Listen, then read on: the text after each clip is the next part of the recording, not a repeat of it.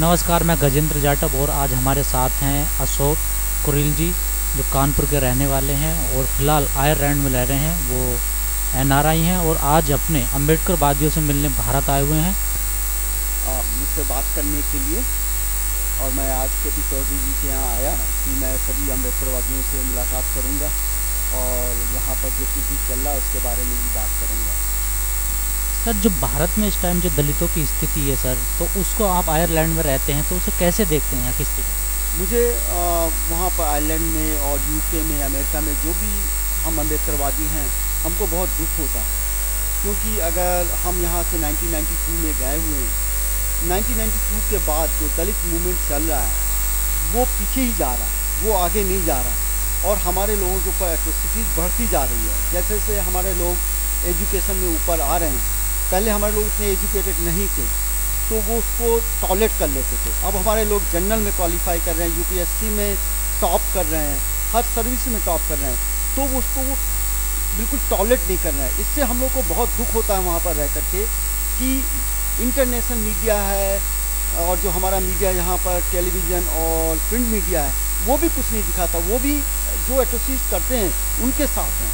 जो थोड़ा बहुत आता है जो हमारे सोशल मीडिया आगे उसमें आ रहा है।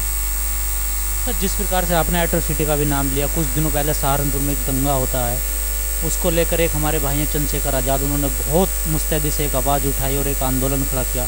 उनको लगभग 15 से 16 महीने जेल में रखा, वो अभी रिहा हुए। तो सर, चंद्रशेखर के लिए क्या कहना चाहिए? देखिए, चंद्रशेखर जी के बारे में जितने भी अम्बेडकरवादी हम लोग हैं, पहले दिन से जो उनके दलितों के 60 दलितों के घर जलाए गए, फिर उनको जेल में डाला गया, जबकि वो पूरे पूरे सहारनपुर में डीएम और एसएसपी के साथ घूम घूम के लोगों को समझा रहे थे।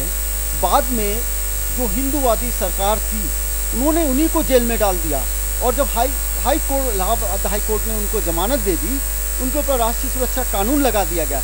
इससे हम लोगों को बहुत बहुत दुख हुआ और जितने भी हम लोग चाहते थे चंद्रशेखर के ऊपर तो कोई केस ही नहीं बनता था।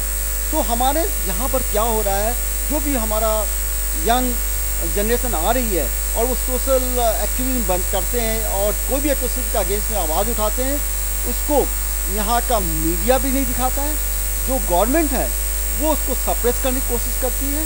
तो ये एक मनवादी लोगों की सोच है और उस सोच को वो सरकार भी फॉलो करती है। सर, जिस प्रकार से अभी बीजेपी की सरकार आई है 2014 से और दलितों पर एट्रोसिटी लगातार बढ़ती जा रही है, तो सर क्या कहना चाहेंगे बीजेपी सरकार के लिए?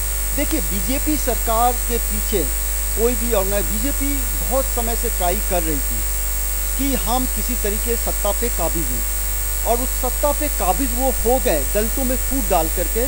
जैसे नॉन यादव नॉन जाटों के वोट को डिवाइड करके उन्होंने यूपी में गवर्नमेंट बनाई और इसके बाद उन्होंने सेंट्रल में गवर्नमेंट बनाई। अब आप देख लें, हमारे जो चीफ मिनिस्टर हैं वो पहले महान थे और उनको चीफ मिनिस्टर बनाया गया। तब से वो एक पर्टिकुलर कास्ट जो है उसको बिलोंग करते हैं। तो क्या हुआ, उनकी कास्ट के लोग जो थे उनको ये हो गया कि हम कुछ भी एट्रोसिटीज़ कर देंगे और हम इससे बच जाएंगे। और वही हो रहा। चंद्रशेखर साथ में सहारनपुर में क्या हुआ, उसके 3000 स्कूल चलते थे वो सब बंद हो गए। वो लोगों को अवेकनिंग देता, बाबा साहब के बारे में जो बात करते थे वो उनको टॉलरेट नहीं हो रहा। क्या सर, बहुजन युवा इस टाइम जागरूक हो गया है, आवाज़ कर रहा, उठा रहा है, क्वेश्चन पूछ रहा सरकार से सर? बिल्कुल, बहुजन में हमारा एससी एसटी ओबीसी भी आ जाता है। आप अगर देखें, यूपी कमीशन के जो पहले यादव लोग सिलेक्शन होता तो कहते थे कि यादव लोगों का ये हो गया। अब क्या हो रहा है, दूसरी कम्युनिटी के लोग वो हो रहे हैं, कोई नहीं कहता ब्राह्मण लोग इतने आ गए हैं। ठीक है ना। तो बेसिकली क्या है, बहुजन में एससी एसटी ओबीसी को साथ चल करके और हमें पॉलिटिकल पावर गेन करनी पड़ेगी, तभी हमारी एट्रोसिटीज़ कम होंगी। सर, जिस प्रकार से बहुजन युवा, दलित युवा बहन मायावती का समर्थन कर रहे हैं बढ़ चढ़कर, और मायावती जिस प्रकार से कड़े फैसले ले रही हैं, अब गठबंधन कर रही हैं छोटी छोटी पार्टियों से मिलकर, एक बड़ा तीसरा मोर्चा खड़ा कर रही हैं, सर इस पे क्या कहें? देखिए, ये बहुत अच्छी बात है। एससी एसटी ओबीसी, उन्होंने जो काशीराम जी ने जो प्लान किया था, हमें अब छोटे छोटे संगठन बन गए हैं, हमें उनके साथ भी अलायंस करना पड़ेगा। ये आज की नीड है। बीजेपी ने क्या नहीं किया था, बीजेपी ने कितने ईस्टर्न यूपी के जो छोटे छोटे 47 पार्टियों से। 47 पार्टियों से उन्होंने किया था, तभी उनकी पार्टी पावर। बीएसपी को करना पड़े, चाहे वो राजस्थान हो, चाहे आपका मध्य प्रदेश हो, चाहे छत्तीसगढ़ हो, जो अभी इलेक्शन होने जा रहे हैं, हमें अलायंस करना पड़ेगा, क्योंकि अगर हम अलायंस नहीं करेंगे तो हम सब मारे जाएंगे। सर 2019 का चुनाव आने वाला, सर बहुजन समाज के लिए क्या कहना चाहिए? देखिए, बहुजन समाज को इस समय यूपी जो मेन है, जहाँ पर SC ST OBC की करीब 85% पॉपुलेशन अगर मिला दें, उसमें बहन जी बहुत अच्छा काम कर रही हैं और हमें अलायंस समाजवादी पार्टी से करना है, क्योंकि आप देखिए यूपी में सबसे ज़्यादा एट्रोसिटीज़ हो रही है।